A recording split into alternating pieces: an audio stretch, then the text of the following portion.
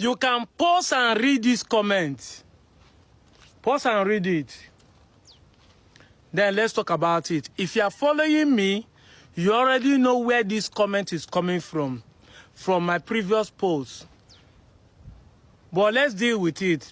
Every society is a micro fractions of the family. They say charity begins at home. So let's go to the root of the problem.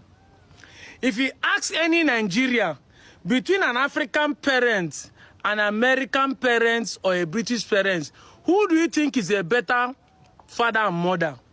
They will tell you African parents. If you ask any Nigerian, between a Nigerian child and a British or American child, who do you think that have respect? They will tell you the Nigerian has more respect. But if they ask a Nigerian, between a Nigerian citizen, an American citizen and British citizen, who is a better citizen?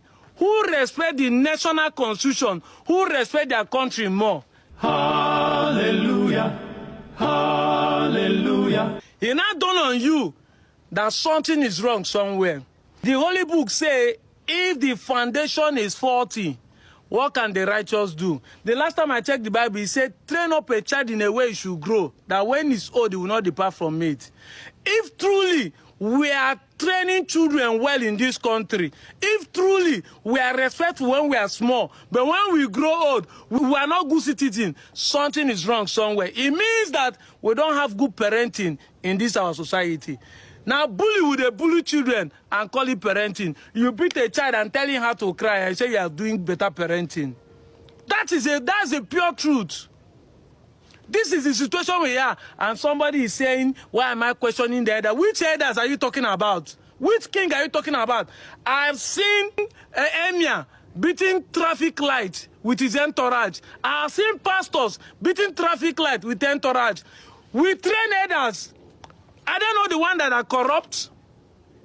Which 25 or 20-year-old child you say is teenage or juvenile delinquency that is worrying them, that is corrupt, that is stealing public fund? It's not the king that are taking the money made for community development and pocket it.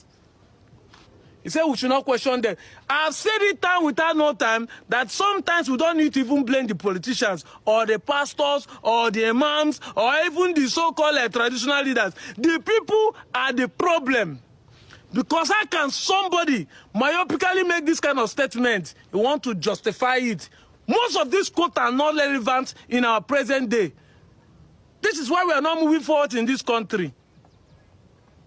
It's high time you wake up from your slumber. There is no good elder in this society. If you want to learn anything from anyone, learn from the people who are wise. It's not about age or about achievement. It's about wisdom. It's a principle thing. And God can give it to anybody. I'm out of here, Joe.